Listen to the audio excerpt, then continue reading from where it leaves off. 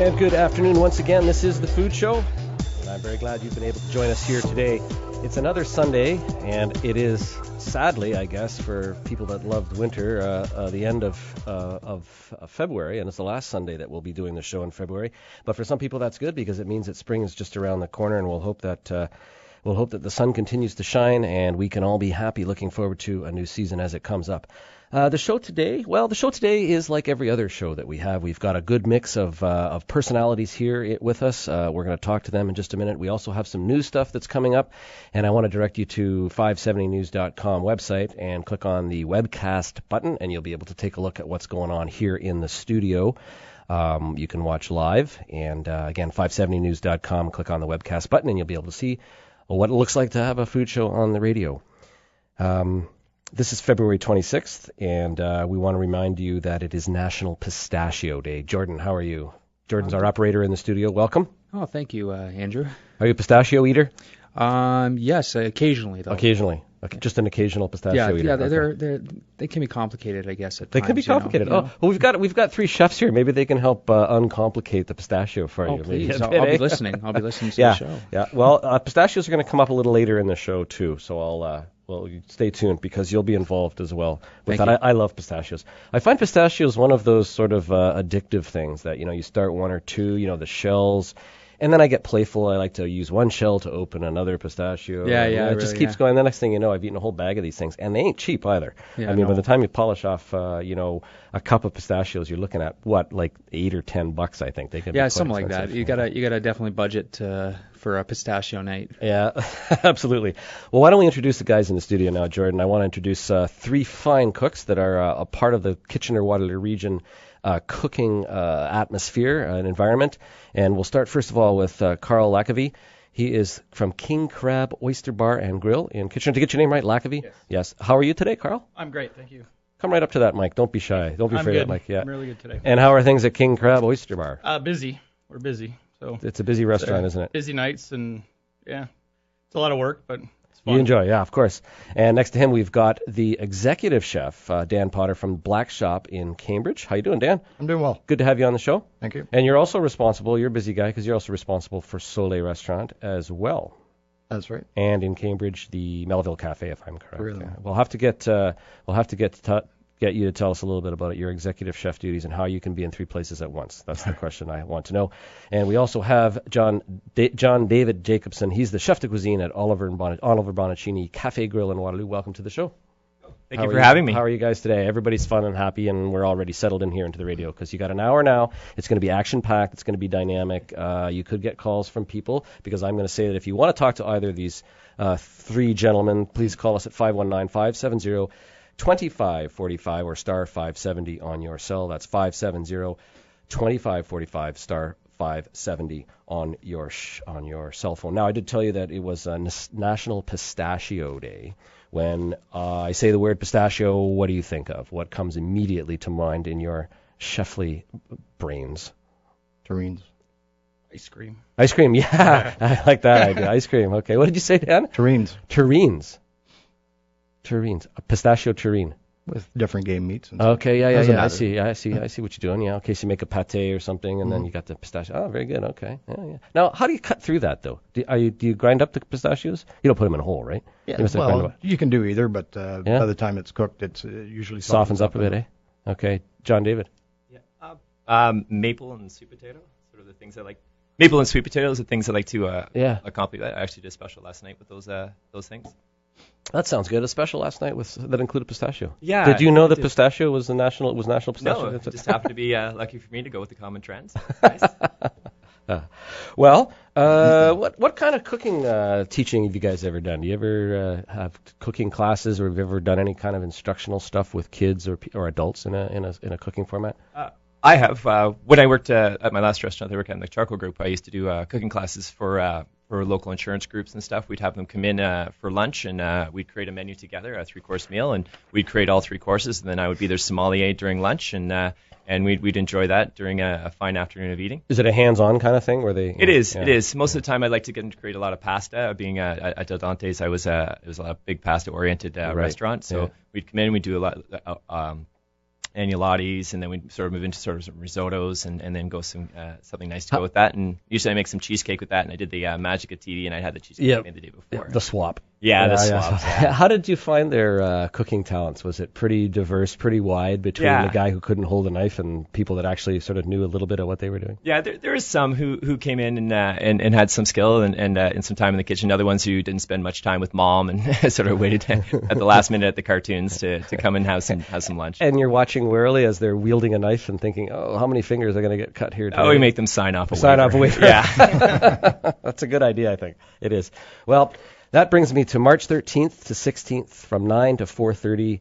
It's the Kitchener Marketplace March Break Camp for kids. It's a great idea to get your kids involved for a week of camping, cooking instruction at a camp. Children aged 8 to 13 years of age will take over the Kitchener Marketplace at the Kitchener Market from March 13 to 16 for an interactive cooking camp during March break. The classes are hands-on, so participants should expect to roll up their sleeves and get good and messy. Families are encouraged, of course, to register early as spaces are expected to fill up quickly. Parents can register their kids by calling 519-741-2297 or online through WebReg. And I guess you go to Kitchener, if you go to kitchenermarket.ca and look for their events, you can find a little bit more information. That's the March Break Cooking Camp, March 13 to 16. $200 a week for the camp. So that's a pretty good day. 9 to 4:30 seems like a good value there. Hey, Jordan, have you ever been to a cooking camp? A cooking camp? Yeah. No, never tried. I'm actually not a big cooker. I do apologize to everybody. Well, that's okay. You don't have to apologize. Yeah. Are you a big eater though? That's more important on the food show. Of course. If you're a big eater. I eat a lot, but when I have to cook for myself, I don't tend to cook a lot. So it's mostly just bologna sandwiches. Okay. The occasional craft dinner. Okay. Now let's just we'll have a moment here. We'll throw it over to the three experts. Is that cooking? Bologna sandwich and craft dinner? If you grill the bologna sandwich. Don't even do that. Don't even do that. It's raw bologna. Okay. Well, Jordan. I know it's sad. Yeah. Well, you know what? It is a learning process, though, isn't it? I mean, like people are afraid of cooking, aren't they? And once you show them a little bit, like maybe John David, your friends there at back at the old restaurant when you were teaching them, you probably opened up a few doors. That's pretty cool. Yeah, they did. They enjoyed it, and I'm sure they hopefully took some skills home that I taught them and brought it to the family, which is and it's a good thing. No, I'm not a cook, but I spend a lot of time in restaurants, both eating and doing TV shoots and stuff like that. We've done one, Carl and I have done one together, and I got a lot of familiarity with the kitchen and having been a cook way back in the olden days, but. It is a skill that people are a little bit afraid of. They don't know. They're afraid of, doing certain techniques. They're afraid of certain ingredients. They don't know how to cook certain things. It is a sort of a dark arts almost, isn't it? It's sort of in the black, in the dark, in the gray area, and people are a little bit afraid of it. Is that funny to you guys? Because it's like second nature to you. Yeah, it is second nature for me, anyways, and. People, because we have an open concept kitchen at the restaurant, so people are always coming up and watching, and some days they're just in awe of what goes on because it's so quick and so fast, and let's just go. And get the food out, and people are like, how do you keep everything so organized? I'm like, well, it's practice. So that's really what it comes down to. Now, open concept kitchen, I'm trying to think, Soleil, I believe, Dan, has a bit of an open. There's a lot of chef activity out front. There's actually all three of ours are kind of an open concept. And John David, Oliver Balcini, people can look inside and see what's going on. It's completely open. Yeah. So that's like Carl says, you can sort of break down maybe some of the sort of the myth or whatever what happens in kitchens, but also is it a bit of a disadvantage as well? I mean, dropping things or making mistakes or cutting yourself. Hurting your words. Yes, exactly. Yeah. I think you can probably say it's sort of a mixed blessing. It is interesting to look at, and people love to see the flames and everything shoot up. Do you ever do that on purpose? Like really make sure there's a good 4-foot flame flying up under the hood? Yeah, every once in a while. Just to show off a little bit? When the restaurant's pretty full, you gotta... Everyone goes, woo! Yeah, everyone's watching, and everybody's watching, so you kind of have to put a little bit of a show into it, so... Yeah, nothing's ever started on fire, though? You haven't, like... Not recently. Not recently. I was watching one of those crazy cooking shows on the weekend. What is it? Guy Fieri's show, Diners, Drive-Ins, and Dives, which is obviously a pretty popular show, and I think a lot of people call him and say, come and eat at this restaurant. You got to eat at this restaurant. I think some of the things on that show look pretty darn horrible. And I think he has to say it's good. I think he's eaten some stuff that isn't very good. There's some stuff that looks really great. But I watched this chef, and I get your interpretation on this. He took one of those nice heavy black cast iron pans. He turned it over, like upside down, and put it on a burner, and just cranked the heat right up. It got the thing good blasting hot, and then he threw a piece of salmon on there, and then he put some butter on it, so that the butter then drained down over the pan, caught on fire, and basically engulfed this thing in flames. He was trying to do he was trying to char it or blacken it or whatever. With smoke. Yeah, but there was just this enormous flame everywhere and smoke and everything. And I'm thinking, well, why did he have to turn the pan upside down? Why not just do it in the pan and flame it or whatever? And would you not do the same thing? I mean, was this just some kind of trick for television? Yeah, probably for television, because I think it would taste a lot carbon. Flavors because of all that burnt oil and fat and stuff like that. So unless you pay your dishwashers a lot. Well, yeah, that's right. Well, here I am. I'm speaking with Chef de Cuisine John David Jacobson of Oliver Bonaccini Cafe Grill in Waterloo, Carl Lecavy of the King Crab Oyster Bar and Grill in Kitchener, and Executive Chef Dan Potter of the Black Shop, Cambridge. And you can get more information from all of these restaurants, oliverandbonaccini.com, kingcraboysterbar.com, and blackshop.ca to learn a little bit about these restaurants if you've not heard about them before or visited them. And I encourage you to give them a try here on National Pistachio Day. Now, what's coming up in the show? Well, we've got some news to get to, and we're going to have what's called a secret ingredient black box contest that we have regularly on the show, but once every month or so. And we'll put these three chefs to the test to see what they can come up with. So stay tuned for that. And there is no prizes, I'm afraid, guys, though. But Jordan here, our operator, he'll be the one deciding who had the most appealing challenge dish that you guys put up. So stay tuned for that. We're also going to give away some tickets for the big, let me just find it online here. Just bear with me. The Big Burger Badanga. It's a burger contest that's going to support Habitat for Humanity in Waterloo region. It's coming up on February 29th, and I've got 2 tickets here, and they're $90 value, so it's a good value. It's Frat Burger versus Uptown 21 versus Hogtails versus the Bauer Kitchen. It starts at about 5 o'clock, and it's on Wednesday the 29th. And it's at Chainsaw, and live at Chainsaw, the Burger Badanga. We're going to have a little contest, and we're going to take, Jordan, let's see if we can not do it now, but we're going to take, when I ask for it, we're going to take 3 callers, let's say, and we're going to try to get them on the air at the same time. We're going to need you to tell us what a badanga is. I don't think the word exists in English anyway, but I want you to come up with the best definition of the word badanga. 3 callers coming up with the best definition, and then we'll leave it to our 3 chefs here to decide who had the best definition, and then they win the $90 worth of tickets for the 2012 Burger Badanga. Now, we do have to do a little bit of business here. I am Andrew Coppolino. This is The Food Show. It's time for a short break. When we return, a little bit more from our 3 in-house chefs here on our round table. You're listening to The Food Show. This is 570 News. This is The Food Show with Andrew Coppolino. This is The Food Show with Andrew Coppolino on 570 News.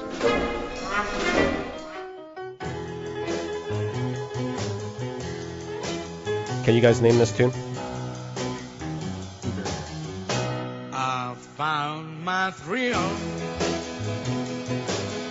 on Blueberry Hill. You're right. Who did it? Fats Domino. Hey, we got a real music aficionado here. Yeah, thanks, Jordan. Thanks for drumming that up for me. That's great. And the reason I put that on is in 1928, Fats Domino, Antoine Domino, was born in New Orleans, one of rock and roll's earliest stars, and one of his earliest hits was, in fact, Blueberry Hill, and it reached number 2 in 1956. Very good, Carl. You get the Whoopi Prize for knowing your musical stuff. Welcome back again, of course. Andrew Coppolino with you. This is The Food Show on 570 News, and with me is Carl Lecavy from King Crab Oyster Bar, and we have Dan Potter from 3 restaurants, no fewer than he didn't want to just come for one restaurant. He's coming for the Black Shop in Cambridge, Soleil in Waterloo, and again, Melville Cafe down in the heart of Galt, I guess it is. Downtown Galt, yeah, right near the University of Waterloo School of Architecture. Right in the school. Yeah, it's a beautiful pairing. Maybe you can tell us a little bit about that later. And, of course, chef de cuisine at Oliver Bonacini Cafe Grill in Waterloo, John David Jacobson. And can we divulge that your lovely and talented wife is also a cook in town here? Yeah. Is that okay? Yeah, she's involved in the charcoal group. She's the head the pastry chef in all the 5 concepts that they have going on, and she's doing very well. She was on the show actually. Yeah, she came on to do one of our roundtables. Yeah, so it's all in the family here, isn't it? Yeah, I just didn't go to a concert last night. So. Oh, I see. Okay, my voice was pretty good. Okay, yeah, that's right. Okay, so let's start with you, Carl. Tell us about King Crab Oyster Bar and Grill, located at River and Victoria in Kitchener.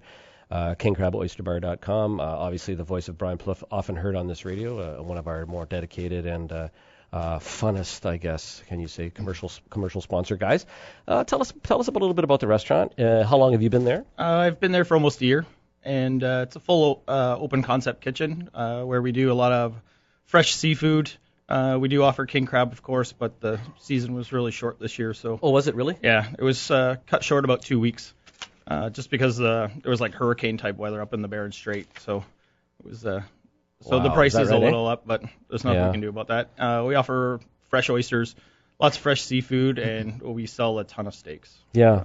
You had a nice steak program there, that's right, as well as a lot of seafood. Now, going back to the king crab, that's an enormous creature with a I was going to say a wingspan, but with a claw span, I guess, of up like 6, 7, 8 feet. It can be huge when yeah, we get some pretty big ones in. So. And how do you are they popular? Do people like? Yeah, we sell quite a bit. Yeah. So it's quite a popular dish. So. Yeah, and it's I guess it's kind of unique too. I don't know of any other sort of straight up seafood restaurants that aren't national chains. In this region. I mean, it's something that's on every restaurant, but yours is sort of forefronting seafood. We definitely focus on a lot of seafood, like fresh salmon and fresh trout. And I try to, in spring and summer and fall, I try to get as much local as possible. Yeah. At Lake Erie and looking Ontario, for pickerel and stuff. Yeah, pickerel and perch and stuff like that. It's always nice. And is the seafood thing a tough sell for people? Is it getting better? I feel it's getting a little bit better. We do focus on other things just besides seafood, just to try to bring other people in that aren't looking for seafood as well. So we do sell a lot of chicken and steak and pork tenderloin and that kind of stuff. So I do focus on those, and our features always have something other than seafood on the menu. Mm-hmm. So tell us a little bit about where you're from and what your background is. I started cooking. I started out as a server. Did that for about 2 years, and then took hotel restaurant management at Humber College, and then worked my way up from bar and grill type places to working with some of the best chefs in Toronto, and including Massimo Capra from Food Network. Yes, everyone likes Massimo. He's a great guy. Mistura restaurant. Mistura, I worked at Mistura doing proteins and stuff like that. Yeah.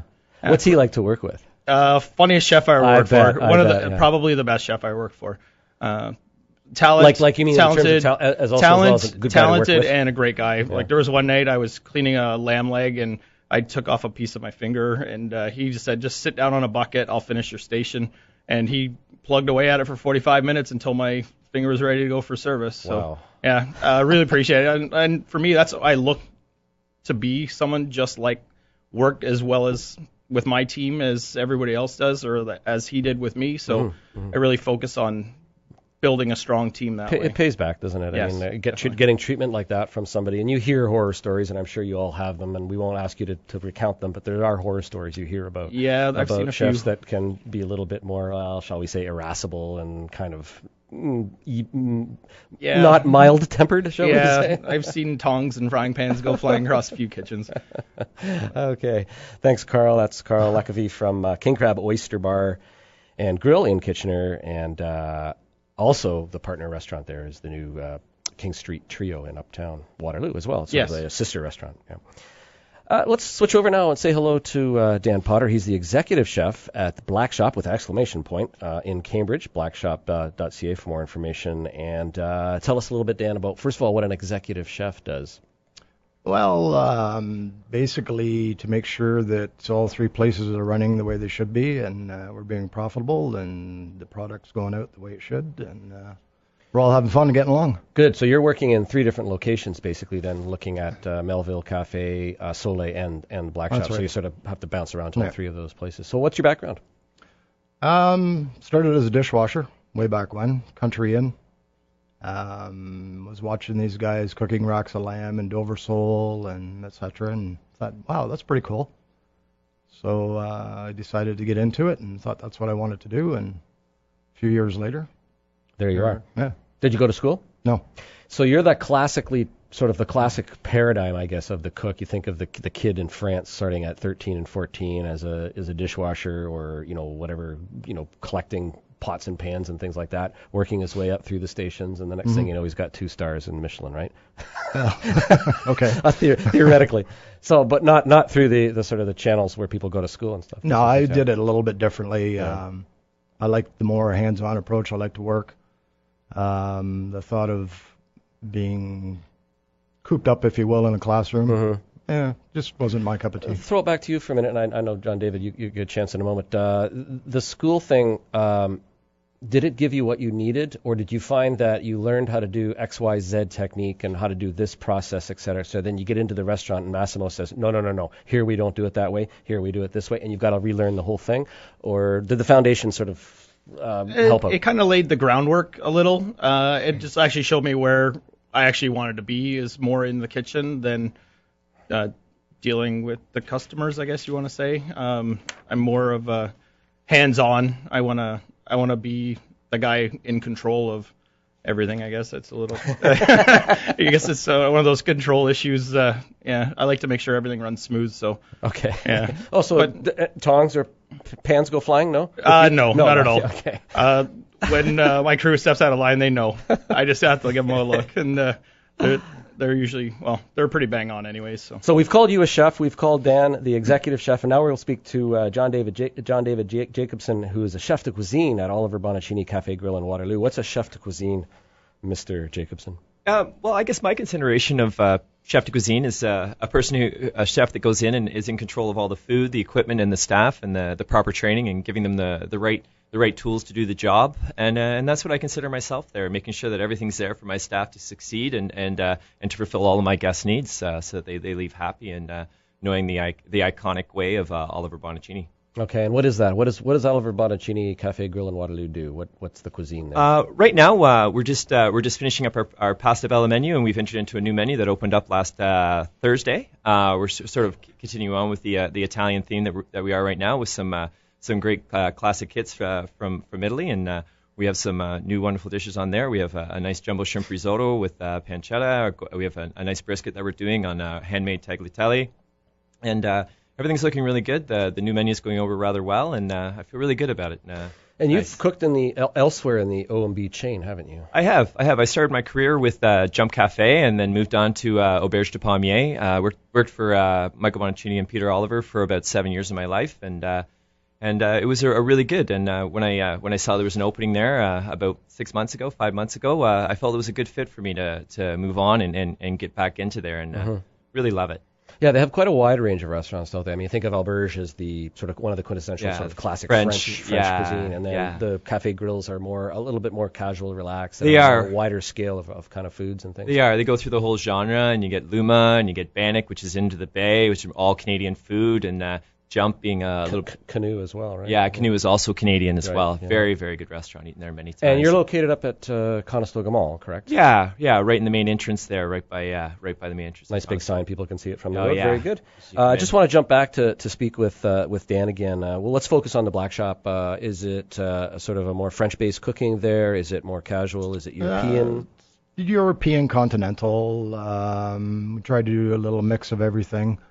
A lot of steaks. Play around with different dry aging programs. Casual, fine dining sort of environment. A nice big bar, if I recall correctly, too, in there. A nice bar area. And the Cherney brothers are family, I guess, is the owner of these restaurants. It's a long established. They've been around the area for many years. Yeah, the original Black Shop down in Galt was on Hobson, I guess, and even prior to that, on Ainsley. That's right, in the little place in there. Yeah, so little bistro. Yeah, they've been around a good long time, so it's good to see. Okay, well, you guys, we have to move into a break right now. Are you ready, Jordan? Because you got to listen here, because we're talking Black Box Challenge now. So let me hand out these sheets of paper. Take a pen. Okay, and are you ready? We'll give you a couple seconds to get set up, and I'll brief you on these. You have 5 ingredients to work with, and you have to give me one plate, one dish. And oddly enough, the first ingredient is pistachios, black kale, or cavolo nero, they might call it, pot barley. Let's throw in some shallots. And the protein is a pork loin chop. And there we go. That's our black box challenge. So from now until the commercial break, what is it, Jordan? About 3 minutes? 2 or 3 minutes or so? Yeah.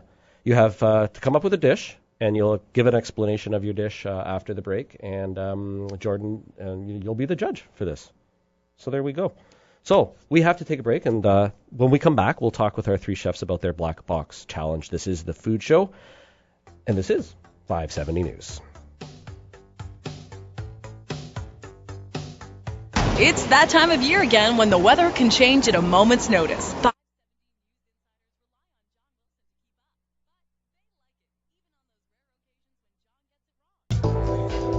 And there we are. Welcome back once again. This is The Food Show in our 3rd segment. Welcome back.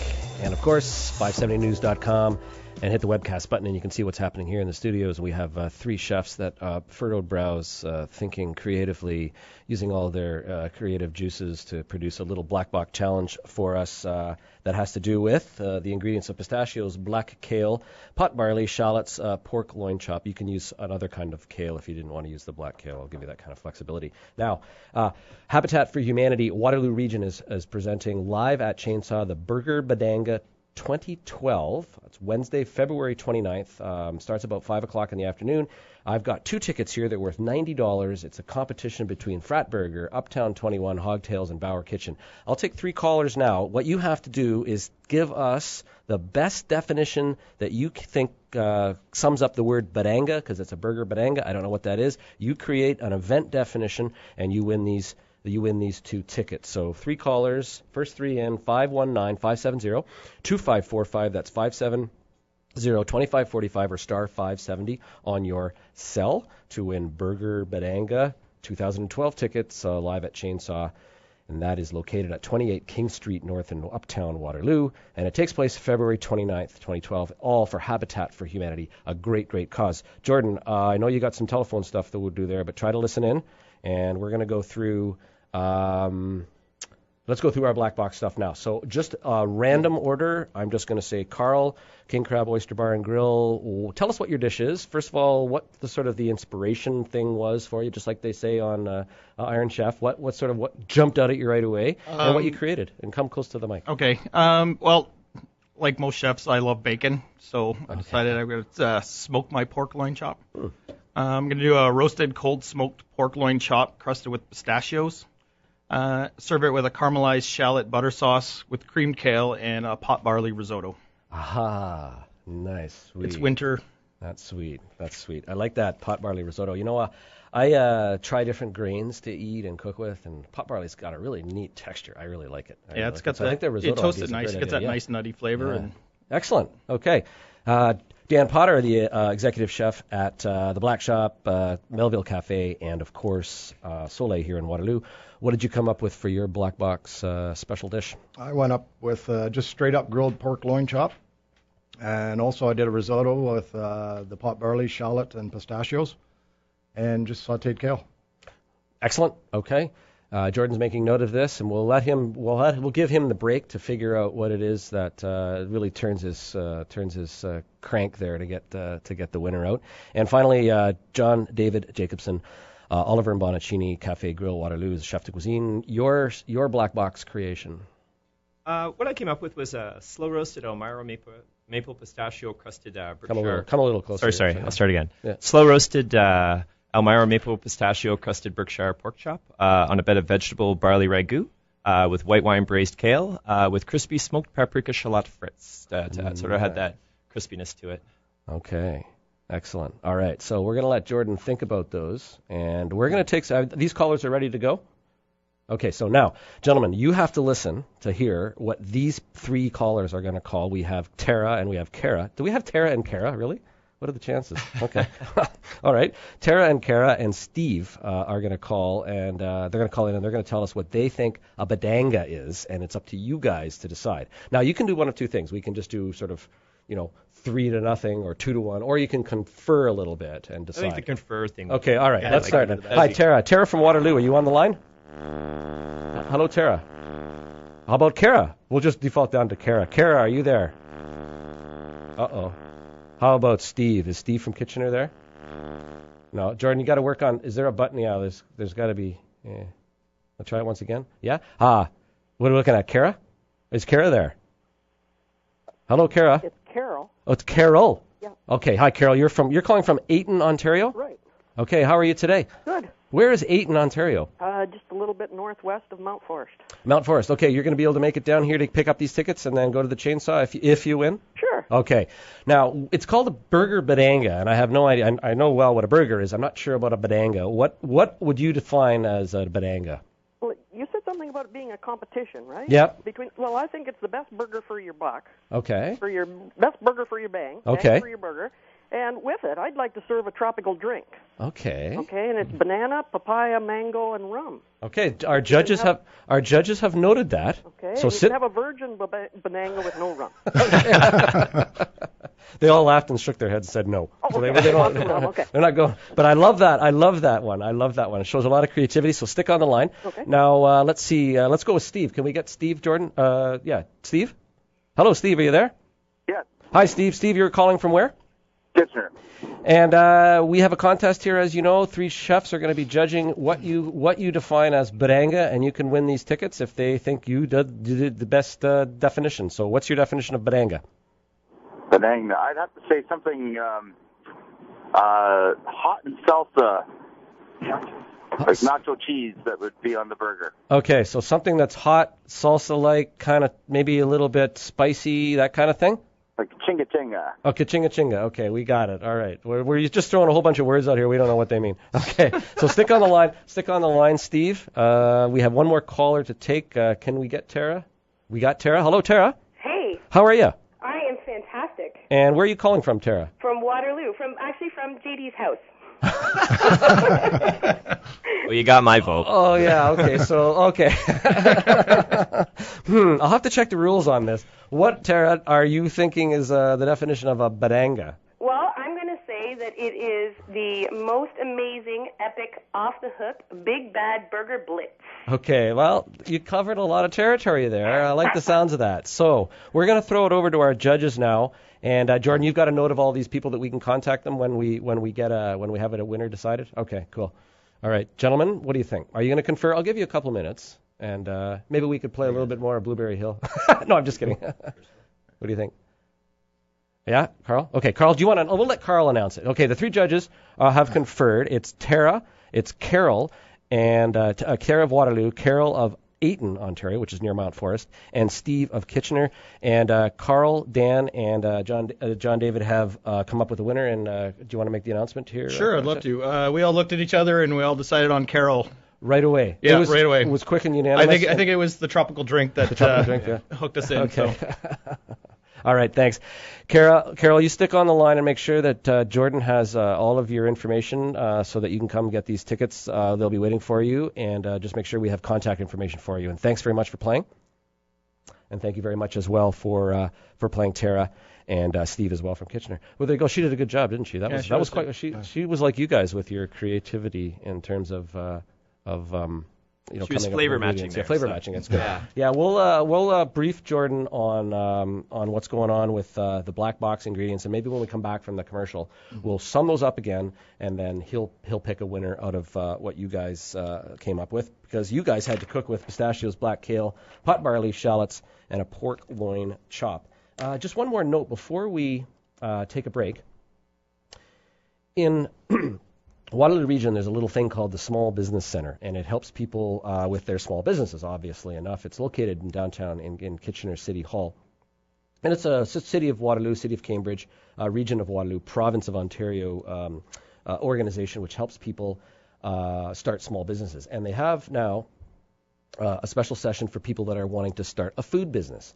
So coming up on April 4th in Kitchener and in Cambridge on May 1st, there's going to be a opportunity for you to meet a panel of experts who will help you navigate through food business regulations and requirements, including things like food safety and inspections, municipal licensing, permits, zoning, building inspections, police clearance letter, alcohol service, and liability insurance. So all of this stuff can be found at kitchenermarket.ca.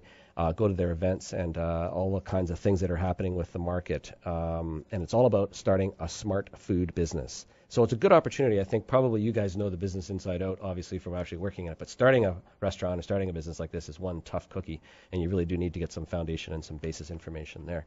So look it up at the Kitchener Market, and you can find out about starting your own food business. It's a competitive industry, isn't it? I mean, it's a really competitive industry. We talk about that often on the show. Well, let's take a little break now. Jordan, if you can get us out of here, we'll do some commercial work. And when we come back, we'll continue our discussion with Chef de Cuisine John David Jacobson of the Oliver and Bonacini Cafe Grill in Waterloo, Chef Carl Lacavie of King Crab Oyster Bar and Grill in Kitchener. That's kingcraboysterbar.com, and Executive Chef Dan Potter of the Black Shop in Cambridge, blackshop.ca. This is Andrew Coppolino. This is 570 News. This is The Food Show with Andrew Coppolino. To The Food Show with Andrew Coppolino on 570 News.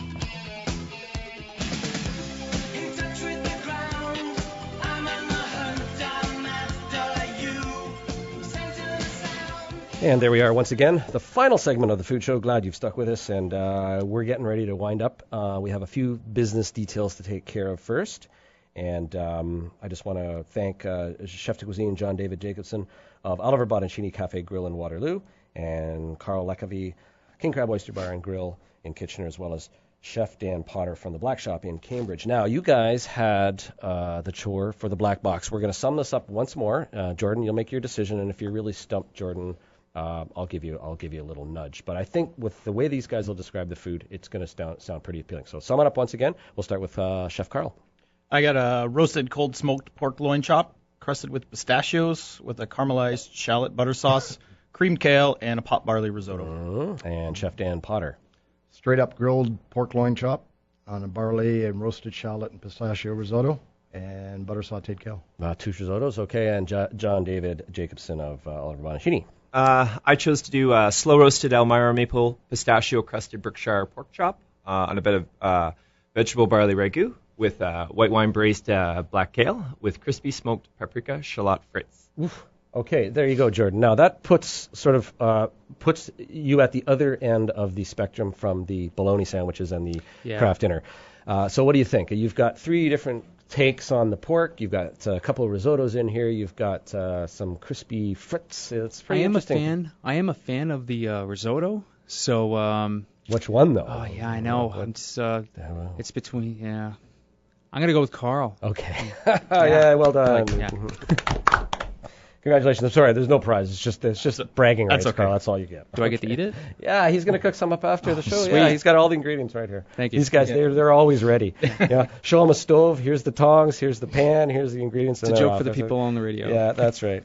We do some cooking on this show. I've had chefs in here cook stuff. I can't wait to see it. Yeah, well, one guy did who was it? Chef Ryan Terry cooked some salmon. Oh, and of I course, love salmon. Seared the salmon, and it was just floating throughout the whole building. Oh, and for gosh. like 2 days later, it was still smelling of salmon in the studio here and the whole building. Gentlemen, who would you like to cook for? Let's start with Dan. Who would you like to cook for? My mom. You like to cook for your mom? Yeah. You've never cooked for her? Oh, yeah. Yeah, okay. That's who you like to cook for. Yeah. No, but nobody special outside of that. That would be the specialist. Well, person. I've done actors, Hollywood movie stars, Yeah. politicians. No one you'd like to impress more than mom, huh? No. Okay, good for you. That's very political. John David Jacobson. Who would you like to cook for?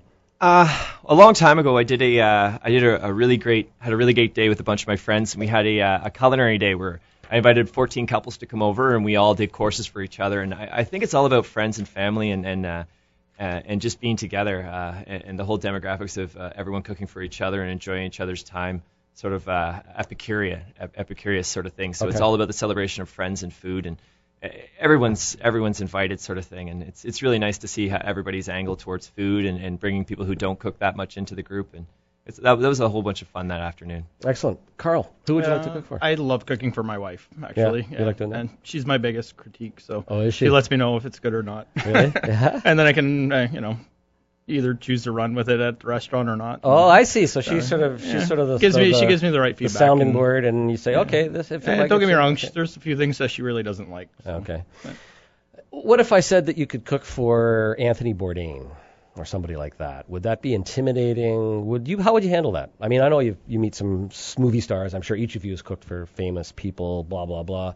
But if you were knowing that Mario Batali or Anthony Bourdain or someone, Bobby Flay, were going to come in, or maybe somebody that's a 3-star Alain Ducasse or someone, how would you handle that? What would you do? Would you be nervous? I think it would be a little bit nervous at first, but once you get in the kitchen, that's your spot, you know. Yeah. So it's a comfort zone. So yeah, I think I would really enjoy it. I mean, you want to go high end, but you want to make sure that you don't make any mistakes and make sure everything's kind of simple, so you don't go too over the top. But it'd be something quite interesting to do and see what his concepts of. Dan? Might be a little intimidating until you actually get into it. Right. I could see the danger would be, okay, you're thinking, let's say Ducasse, you're thinking someone that's up there, some great French chef who's sort of iconic in nature, and you wouldn't want to overstep your bounds. You'd also be thinking that he's probably thinking that you're trying to do something just to impress him, rather than cooking from your own skill set, from your own passion, from your own sort of comfort area where your love for the food can come through, and that's probably what they would be sensing most. Yeah, it's an interesting. Maybe we should try it sometime. We'll try to get him in here. Maybe I'll try to get Batali on the show. And yeah. Okay. What about when you're not cooking? Where do you go eat? You don't have to name a particular restaurant, but is there a kind of cuisine that you like? Like if you would prefer not to eat seafood, if you would prefer not to, eat macaroni and cheese like they make at Oliver and Bonacini. What would your go-to cuisine be? Not necessarily restaurant. I like comfort food, and I like slow cooked food. So a lot of things with like brisket and pulled pork and things like that. It's sort of like the new thing nowadays to do a lot of that smokehouse. It's certainly a very popular one right here in the region. Yeah, I know you're alluding to it. Yeah, I go there every Wednesday actually. Oh, do you? So, okay. Yeah, I sure do. Dan Potter? Tough call. I'd probably go Thai. Okay. Authentic Thai. All right. A lot of different flavors, sweet, sour, salty. Mm-hmm. Broad spectrum of everything going on in that food. Carl? Big fan of sushi. Sushi. Yeah, I find it very. I don't know. There's so many flavors that they build into everything. So, and the freshness of the fish is okay. So 2 out of the 3 of you have picked Eastern flavors. And I find this all the time when I do these little get-togethers or when I talk to chefs. They seem to look for those Eastern flavors, whether it's Thai or whether it's Vietnamese or whatever it might be. So it's an interesting that you people all land down on those flavors. It's almost like Dan summed it up. It's got all the flavor bases that you need, and often those restaurants are open really late at night too. Like after your restaurants have closed and everything else is closed, you go to one of those kind of places. I talk to chefs all the time, and they really seem to land on a lot of Eastern flavors, Thai and those kinds of things. It's interesting development. Okay. Foods you hate, Carl, quickly. I'm not a big fan of calamari. Not a big fan of calamari. I find that every place you go, people overcook it. Yeah. And, just cook it medium rare. By the time it gets to me, it'll be fine. Okay. Is it on the menu at Yes, we do. Okay. So, all right. And people always send it back and say, "Can you cook this longer?" And I'm like, "What's the point? Perfect. It's perfect now." Foods you hate, Dan Potter. Olives. Olives. You don't like olives? No, they're disgusting. Really? No. That's. We got to get out of here. Quick, John David. All right. Foods you hate. Anything deep fried. It just draws everything out. And wherever's been in there before, it becomes it. So anything like that, I try to steer away from that at all. We're over time. I want to thank you all for being here. Quickly, John David Jacobson of Oliver Bonacini Cafe Grill in Waterloo, Carl Lacavie of King Crab Oyster Bar and Grill in Kitchener, and Chef Dan Potter of Black Shop in Cambridge. Thanks for coming in, guys. That's it for the show. We got to get out of here. Remember, eat wisely and eat well. And thanks for joining us here on The Food Show, only on 570 News. Martin's Family Food Farm.